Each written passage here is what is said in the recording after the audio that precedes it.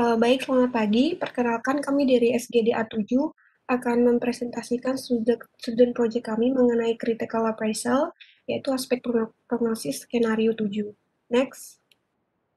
Dan ini untuk nama anggota kelompok kami. Next. Dan ini untuk skenario 7 di mana penderita epilepsi itu seringkali diharuskan untuk mengonsumsi obat anti-epilepsi dalam jangka waktu yang lama. Dan banyak penelitian telah menunjukkan bahwa obat anti-epilepsi ini memiliki pengaruh negatif pada fungsi endokrin termasuk kelenjar tiroid. Namun faktor risiko untuk perkembangan fungsi tiroid yang rendah pada pasien ini masih belum jelas. Dan sebagai dokter spesialis anak, kami ingin mengetahui faktor risiko potensial dari fungsi tiroid yang rendah pada pasien epilepsi. Next.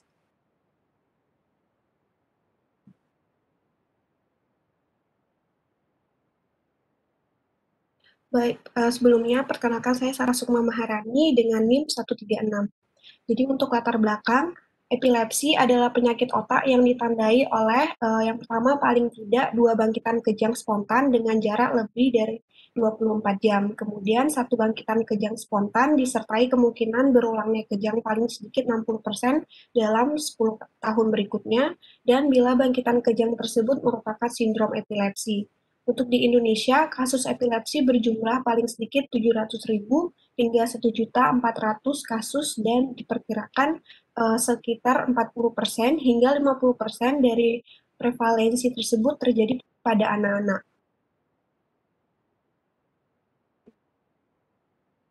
Di mana sekitar 60% kasus epilepsi tidak dapat ditemukan penyebab pastinya atau idiopatik, atau mempunyai predisposisi genetik. Untuk etiologi lain yaitu berupa kelainan simptomatis, misalnya cedera kepala, infeksi sistem saraf pusat, lalu kelainan kongenital, gangguan peredaran darah otak, dan kelainan neurodegeneratif. Next, untuk pengobatan epilepsi ini merupakan pengobatan jangka panjang, di mana tujuan utama pengobatan epilepsi. Nah, dalam beberapa tahun terakhir, obat anti-epilepsi seperti sodium valproat, phenobarbital, carbamazepine itu dapat mengganggu fungsi tiroid melalui beberapa mekanisme seperti efek langsung menekan atau merangsang sekresi TSH atau TRH, lalu mengganggu pelepasan hormon tiroid dari ikatan dengan protein plasma, mengganggu konversi T4 menjadi T3, dan menginduksi sekresi hormon tiroid. Berdasarkan pertimbangan tersebut, maka kami tertarik untuk membahas student project Critical Appraisal Journal mengenai potensi faktor risiko penurunan fungsi tiroid pada pasien epilepsi. Next.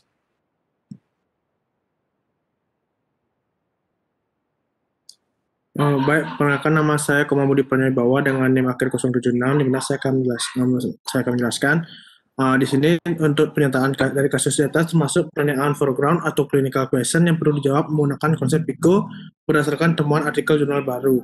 PICO itu merupakan metode pencarian informasi klinis yang merupakan akronim dari 4 komponen, yang P itu pasien, population problem, dan I itu intervention, prognosis factor, dan exposure, dan C itu comparison control, dan juga O itu outcome. Next.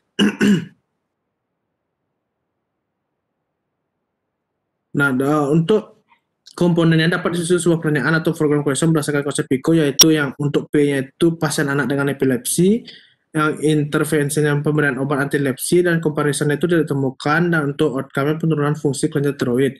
Untuk formulasinya adalah pada pasien anak dengan epilepsi, apakah pemberian obat anti-epilepsi menyebabkan penurunan fungsi kelenjar tiroid? Selanjutnya dijelaskan oleh teman saya. Baik, perkenalkan nama saya Erik Sumatandiono dengan NIM terakhir 026. Di sini saya akan menjelaskan tentang referensi artikel. Di sini penulis berusaha mencari jurnal terbaik untuk bisa menjawab pertanyaan dari skenario dengan menyesuaikan dengan PICO dan pertanyaan penelitian klinis yang telah dijabarkan sebelumnya. Laman yang penulis gunakan di sini adalah PubMed. PubMed yang merupakan salah satu database jurnal kedokteran online dari Medline, dan juga menggunakan Science Direct yang merupakan database jurnal kedokteran dan publikasi ilmiah dari Elsevier. Next. Ini adalah teknik pencarian jurnal melalui laman PubMed. Next. Dan ini adalah untuk melalui laman Science Direct. Next.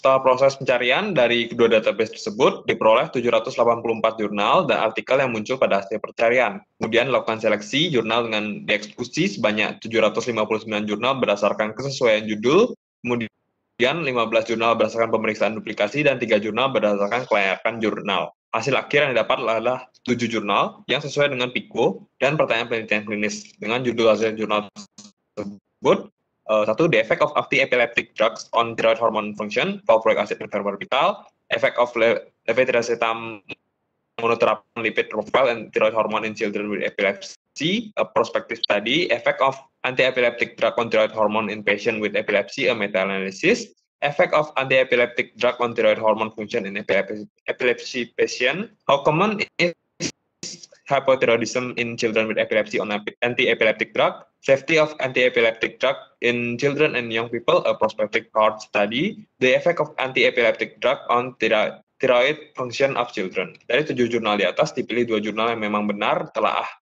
Telaahnya itu telah membahas epilepsi pada anak-anak dengan lengkap dan penulis juga telah mendapatkan teks lengkapnya atau full teksnya. Penulis juga yakin dengan tingkat validitas yang jurnal ini miliki untuk menjawab pertanyaan skenario. Kedua jurnal tersebut adalah dengan judul The Effect of Anti-Epileptic Drugs on Thyroid Function in Children, dan satu lagi yaitu The Effect of Anti-Epileptic Drugs on Thyroid Hormonal Function, valproic acid, and phenobarbital. Dilanjutkan oleh rekan saya. Baik, sebelumnya perkenalkan, saya Iren Amelia dengan NIM belakang 105 akan mengenai penilaian kritis. Adapun penilaian kritis bisa dilakukan dengan menilai 3 aspek, yaitu validity, importance, applicability. Memang validity adalah untuk mengetahui apakah hasil dari studi prognosis itu valid atau tidak. Aspek ini ditentukan dengan menjawab pertanyaan-pertanyaan seperti, yang pertama, apakah sampel yang representatif dari pasien dikumpulkan pada titik umum yang biasanya di awal dalam perjalanan penyakit mereka. Kemudian yang kedua, apakah follow-up pasien cukup lama atau panjang dan lengkap. Yang ketiga, apakah kriteria hasil objektif diterapkan dengan cara blind. Dan yang terakhir, apakah ada validasi dalam kelompok independen atau tes set pasien. Kemudian untuk yang importance, yaitu untuk mengetahui apakah hasil valid dari studi prognosis itu penting atau tidak. Di mana aspek ini ditentukan dengan menjawab pertanyaan-pertanyaan seperti seberapa besar kemungkinan hasilnya dari waktu ke waktu, dan seberapa besar kemungkinan hasilnya dari waktu ke waktu, yang ditentukan dari nilai confidence interval 95%. Kemudian untuk yang ketiga, di mana untuk mengetahui apakah hasil valid dan penting dari studi prognosis ini dapat diterapkan dengan pasien kita atau tidak. Aspek ini ditentukan dengan menjawab pertanyaan-pertanyaan seperti apakah pasien yang diteliti dari studi prognosis serupa dengan pasien kita, dan apakah hasil studi prognosis ini akan memberikan dampak penting secara klinis pada kesimpulan tentang apa yang harus diberitahukan kepada pasien kita. Selanjutnya akan dijelaskan oleh teman saya. Baik, perkenalkan, nama saya Ida Teresa Kundalini, NIM 185. Di sini saya akan menjelaskan mengenai aspek validity pada penilaian jurnal yang pertama, yaitu the effect of anti-epileptic drugs on thyroid function in children. Next. Baik, untuk segi validity atau aspek validitas, di mana sampel pada penelitian ini itu adalah 223 pasien anak usia 3 bulan hingga 18 tahun di Rumah Sakit Anak Dr. Behçet Uz di Turki pada bulan tanggal 1 Juli 2011 hingga 1 Mei 2013. Lalu kriteria inklusi pasien anak yang kriteria inklusi dari penelitian ini itu pasien anak yang didiagnosis dengan epilepsi new onset idiopathic, baik parsial maupun generalized, lalu pasien yang diterapi dengan monoterapi phenobarbital, valproat, carbamazepin, oscarbazepin, dan levetiracetam. Pasien bebas kejang minimal 12 bulan, dan pasien merupakan anak yang memiliki tumbuh kembang yang normal. Lalu untuk kriteria eksklusinya, yaitu pasien dengan penyakit neurologis tiroid, penyakit neurologis, penyakit tiroid, atau penyakit metabolik yang progresif, lalu pasien dapat mengalami kejang refraktor, pasien yang mengonsumsi obat yang dapat mempengaruhi tiroid selama 6 bulan terakhir, pasien yang memiliki keluarga yang menderita hipotiroidisme atau kelainan endokrin lainnya, lalu pasien tidak patuh dalam mengonsumsi obat, dan indeks massa tubuh berdasarkan umur dan jenis kelaminnya itu lebih dari sama dengan persentil 95%. Karena indeks massa tubuh yang lebih dari persentil 95% itu dikatakan dapat mempengaruhi fungsi tiroid.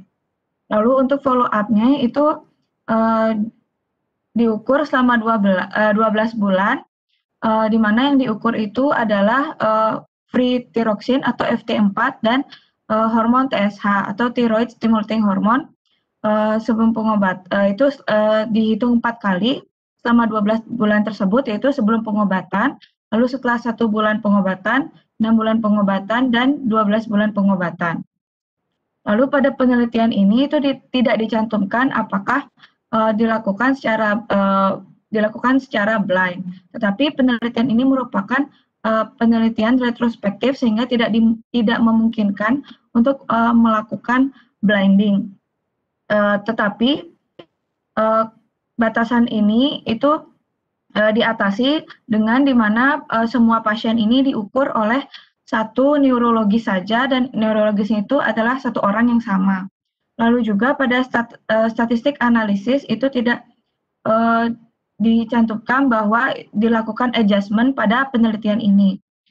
Lalu pada penelitian ini itu terdapat validasi pada kelompok independen atau T-set yang dicantumkan pada bagian pendahuluan, di mana pada pendahuluan itu dijelaskan bahwa pada studi sebelumnya itu dijelaskan mengenai efek obat anti-epilepsi seperti phenobarbital, asam valproat, carbamazepine, dan oxcarbazepine, dan juga levetiracetam, di mana dikatakan terdapat hasil yang bervariasi terkait efek obat anti-epilepsi terhadap fungsi hormon tiroid, di mana valproat dikatakan dapat meningkatkan kadar TSH pada beberapa penelitian, tetapi tidak pada penelitian yang lain. Lalu carbamazepine dikatakan dapat menurunkan kadar free thyroxine atau FT4. Oxcarbazepine memiliki efek samping yang lebih kecil dibandingkan carbamazepine, dan phenobarbital itu dikatakan memiliki efek yang hampir sama dengan carbamazepine dan oxcarbazepine. Semua ini bisa dilihat pada pendahuluan. Baik, bisa dilanjutkan oleh rekan saya.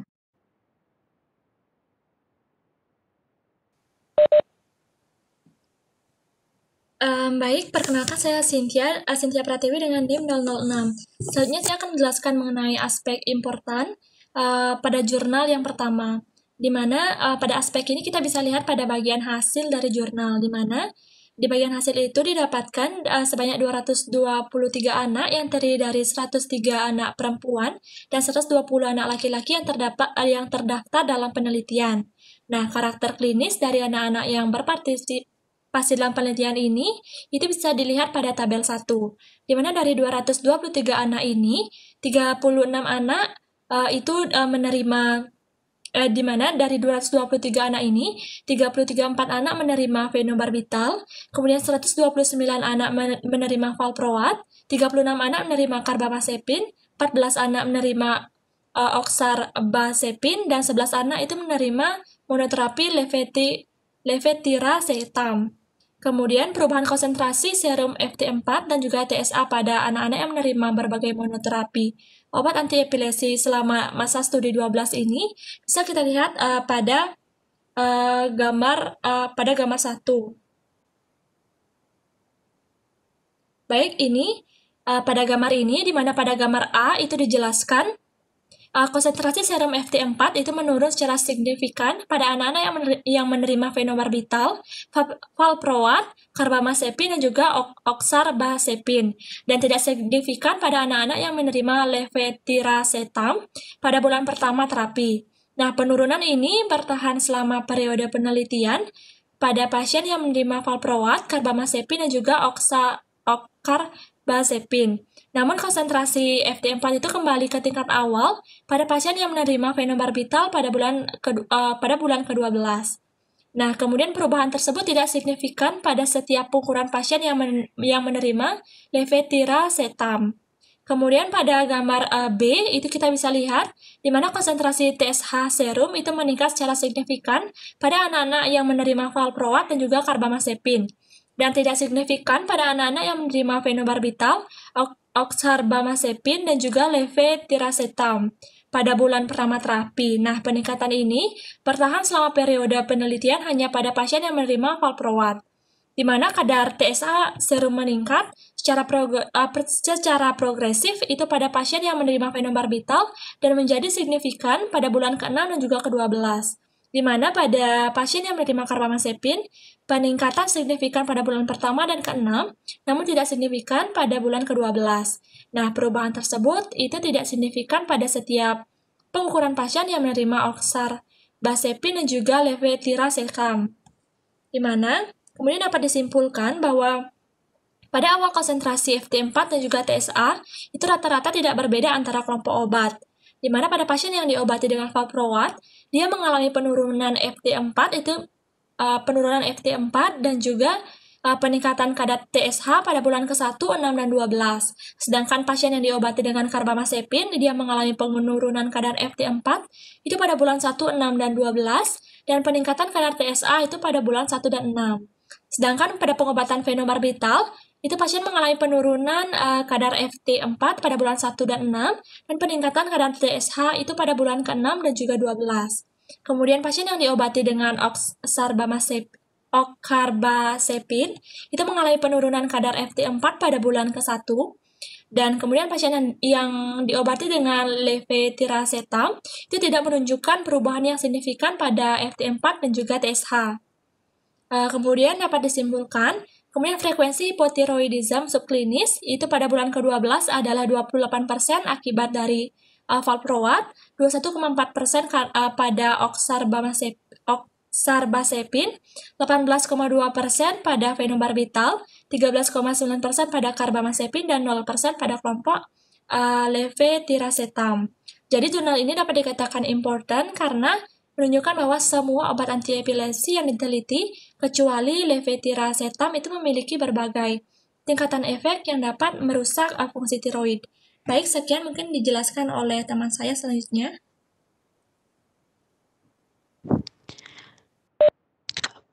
Baik, perkenalkan, nama saya Nimade Elsa Wardani, NIM 146. Di sini saya akan menjelaskan terkait dengan aspek applicability-nya, di mana pada proses applicability-nya tersebut, dalam jurnal tersebut dapat dikatakan applicable dan dapat diterapkan pada skenario kasus sebelumnya. Pada kasus tersebut terdapat seorang dokter anak yang ingin mengetahui faktor risiko mengenai hipotiroid pada pasien dengan epilepsi sesuai dengan jurnal tersebut yang memakai subjek pada anak usia 3 bulan hingga 18 tahun. Kemudian dalam studi jurnal tersebut juga menyelidiki efek AED yang digunakan secara luas termasuk fenobarbital, valproat, karbamazepin, oxcarbazepin, dan levetiracetam untuk melihat pengaruhnya terhadap fungsi tiroid pada anak-anak selama 12 bulan periode terapi. Untuk di Indonesia sendiri, itu menurut Kemenkes Republik Indonesia tahun 2017, pilihan pertama untuk obat anti-epilepsi itu ada fenobarbital dan valproat, di mana keduanya bisa diberikan pada epilepsi umum dan vokal, serta karbamazepin yang bisa diberikan pada epilepsi vokal. Kemudian jika dilihat dari hal-hal tersebut, ketiga pilihan obat anti-epilepsi dalam jurnal tersebut dapat diterapkan di Indonesia dan dapat diberikan pada subjek yang sama pula, yaitu anak-anak. Kemudian berdasarkan hasil penelitian tersebut menunjukkan adanya peningkatan konsentrasi TSH yang signifikan dan penurunan yang signifikan pula pada konsentrasi FT4 pada pasien yang diobati dengan asam valproat, dan perubahan ini pun bertahan selama 12 bulan. Kemudian pada penggunaan fenobarbital itu diketahui anak-anak dengan epilepsi selama pengobatan kronis itu ditemukan kadar FT4-nya berkurang secara signifikan tetapi TSH-nya tidak berubah. Kemudian dalam penelitian ini anak-anak yang menerima karbamazepin juga menunjukkan terjadinya penurunan konsentrasi FT4 yang signifikan selama periode 12 bulan dan konsentrasi TSH yang meningkat secara signifikan pada bulan pertama dan ke-6 terapi. Untuk ketiga dari obat anti-epilepsi tersebut merupakan obat lini pertama di Indonesia, sehingga jika dilihat dari hasil penelitian tersebut, maka pengaruh dari ketiga obat tersebut terhadap tiroid pun dapat diterapkan dan terjadi pada pasien sesuai dengan kasus sebelumnya. Ketiga obat dari anti-epilepsi tersebut memiliki risiko menyebabkan hipotiroid dengan derajat yang berbeda-beda pada anak-anak selama periode terapi 12 bulan. Dampaknya pun pada tiroid lebih besar pada penggunaan valproat dan karbamazepin dibandingkan dengan penggunaan dari fenobarbital. Baik, sekian yang dapat saya sampaikan. Selanjutnya dilanjutkan oleh rekan saya.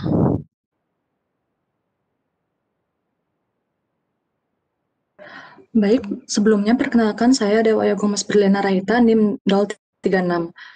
Selanjutnya adalah penilaian bukti jurnal The Effect of Anti-Epileptic Drugs on Thyroid Hormonal Function, valproic acid, dan phenobarbital. Aspek yang pertama yaitu aspek validitas. Yang pertama yaitu penilaian representative sample. Penelitian ini menggunakan kumpulan data pasien epilepsi pediatri, yaitu anak dengan diagnosis epilepsi idiopatik parsial dan general yang menerima monoterapi phenobarbital ataupun asam valproat. Sampel penelitian cukup banyak, yaitu 183 orang untuk kelompok perlakuan dan 151 orang untuk kelompok kontrol.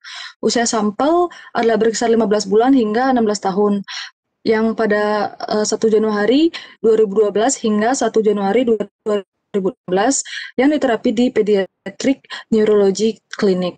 Sedangkan pasien kontrol adalah pasien sehat yang mengunjungi poliklinik pediatri untuk pemeriksaan rutin. Next. Pada penelitian ini, pasien dengan riwayat penggunaan obat antiepilepsi sebelumnya, kadar hormon tiroid abnormal sebelum pengobatan, kadar asam valproat dan phenobarbital dalam darah yang abnormal, serta riwayat kejang dalam 6 bulan dikeluarkan dari penelitian. Hal ini menandakan pasien direkrut pada fase yang sama ketika penelitian dilaksanakan, yaitu direkrut pada ketika pasien belum pernah menerima obat antiepilepsi serta kadar hormon tiroid yang normal. Dari penjabaran tersebut, penelitian ini cukup representatif karena jumlah sampel yang dilibatkan juga cukup banyak serta direkrut pada fase yang sama. Next. Selanjutnya adalah penilaian follow-up yang cukup panjang dan komplit. Pasien diikuti selama 12 bulan yang didapatkan dari pernyataan evaluasi sampel dilakukan hingga 12 bulan. Pada penelitian El Sorbagi 2020 mengenai dampak obat antiepilepsi yang di dalamnya termasuk monoterapi asam valproat dan phenobarbital menyatakan adanya hubungan yang signifikan terhadap hormon tiroid. Durasi yang digunakan adalah 1,65 plus minus 0,84 tahun, sehingga 12 bulan pada penelitian yang dinilai pada student project ini melebihi nilai tengah durasi tersebut. Oleh sebab itu, dapat dikatakan bahwa dalam penelitian ini follow-up penelitian cukup panjang. Next. Loss to follow-up pada penelitian ini tidak dikatakan, namun pada bagian hasil jumlah yang dijabarkan sama dengan awal, sehingga terdapat kemungkinan tidak terdapat loss to follow-up atau dapat dikatakan follow-up sampel adalah komplit. Next. Selanjutnya adalah penilaian blinding. Blinding tidak disebutkan dalam penelitian ini, namun petunjuk sampel, perlakuan, dan kontrol diklasifikasikan berdasarkan atas ada tidaknya epilepsi pada anak, maka kelompok perlakuan diasumsikan mengetahui bahwa sedang mengkonsumsi obat antiepilepsi. Selain itu, peneliti mengetahui latar belakang anak yang mengalami epilepsi yang selanjutnya diberikan terapi asam valproat atau phenobarbital yang dipilih dokter sesuai dengan epilepsinya, sehingga blinding tidak dilakukan pada penelitian ini. Next. Keadaan tidak dilakukannya blinding ini dapat menimbulkan potensi bias pada penelitian, namun karena pengukuran kadar hormon tiroid sebagai outcome menggunakan hasil semiluminescent immunoassay, maka kemungkinan terjadinya bias pengukuran dapat diminimalisir. Next. Selanjutnya, penilaian validasi tested sample pasien. Obat antiepilepsi berdampak pada kadar hormon tiroid pada anak dinyatakan dalam penelitian The Effect of Anti-Epileptic Drug on Thyroid Function in Children oleh Yilmaz dan kawan-kawan pada tahun 2014. Selain itu, pada meta-analisis juga terdapat penggunaan AED yang salah satunya adalah valproic acid berhubungan dengan perubahan hormon tiroid. Sehingga memang sudah didapat studi sebelumnya mengetahui pengaruh obat antiepilepsi phenobarbital dan valproic acid terhadap hormon tiroid. Dan yang terakhir, yaitu penilaian adjustment tidak terdapat pada penelitian ini karena tidak terdapat adjustment pada analisis statistiknya. Baik, sekian dari saya.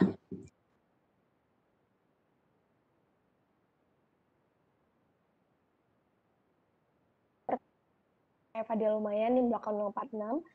Selanjutnya saya akan menjelaskan mengenai aspek important. Jadi berdasarkan jurnal tersebut ini jelaskan bahwa ada penelitian pada pasien yang menerima phenobarbital dan juga valproic acid. Nah, jadi pada penilaian aspek kepentingan atau importance pada jurnal, maka penting untuk memperhatikan bagian hasil studinya.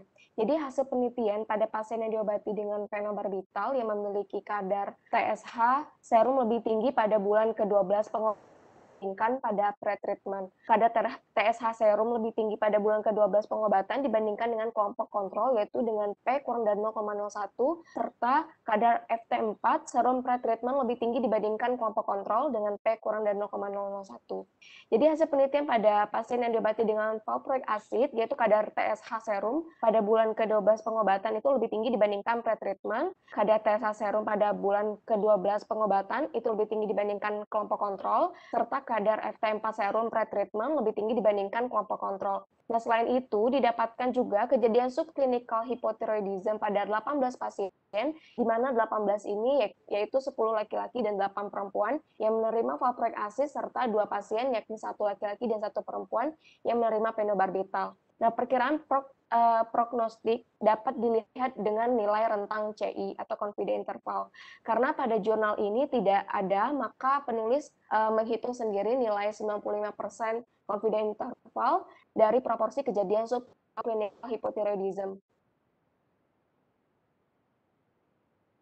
Perhitungan 95% confidence interval didapatkan hasil 11% dengan rentang 0,15 hingga 0,06. Jadi dari hasil aspek kepentingan atau importance, dapat dikatakan jurnal ini important atau penting untuk menilai efek anti-epileptic drugs, khususnya phenobarbital dan valproic acid terhadap kadar hormon tiroid pada pasien anak, karena hasilnya bermakna secara klinis dengan nilai P kurang dari 0,05, serta presisi dilihat dari rentang confidence interval yang sempit.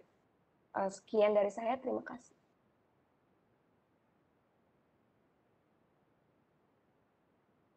Perkenalkan, saya Nilo Gede Arindrayanti, NIM 016, akan menjelaskan mengenai aspek penerapan atau applicability. Nah, berdasarkan jurnal tersebut dijelaskan bahwa sampel penelitian adalah pasien anak usia 15 bulan sampai 16 tahun dengan diagnosis epilepsi yang mendapatkan phenobarbital dan juga valproic acid monoterapi. Nah, pasien dan sampel penelitian ini memiliki kesamaan, yaitu pasien anak dengan diagnosis epilepsi yang menggunakan antileptic drugs.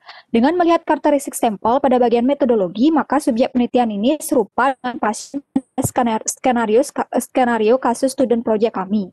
Selain memperhatikan karakteristik sampel, perlu dilihat juga tempat penelitian tersebut berlangsung.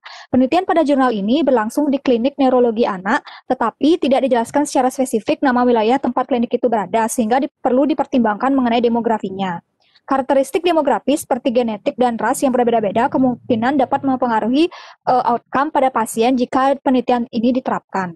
Nah, berdasarkan hasil penelitian pada jurnal tersebut, didapatkan juga bahwa kadar thyroid stimulating hormone secara signifikan lebih tinggi pada bulan ke-12 pengobatan dengan phenobarbital dan valproic acid.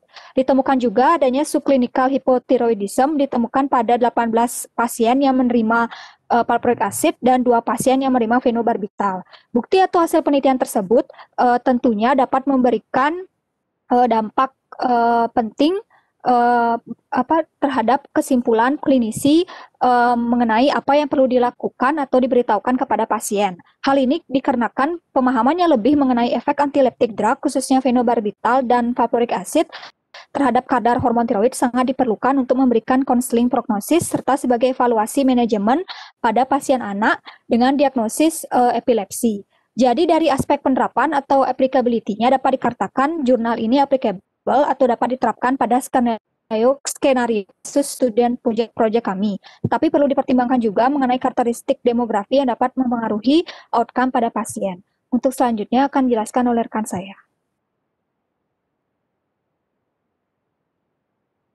Baik, perkenalkan nama saya Mumtazah Marliah dengan NIM 6. Jadi pada penelitian ini, jadi menurut Ikatan Dokter Anak Indonesia, phenobarbital, valproic acid, dan carbamazepine merupakan pilihan pertama untuk obat epilepsi pada anak. Namun, ketika obat antilepsi tersebut memiliki risiko menyebabkan hipotiroid dengan derajat yang ada pada anak-anak selama periode terapi 12 bulan. Nah, bukti atau hasil penelitian tersebut tentunya Hasil penelitian tersebut tentunya dapat memberikan dampak penting secara klinis terkait kesimpulan klinisi mengenai apa yang akan dilakukan atau diberitahu kepada pasien, dan hal ini sangat penting dan diperlukan untuk memberikan konseling prognosis serta evaluasi mental pasien anak dengan diagnosis epilepsi. Mungkin tadi akan oleh rekan saya.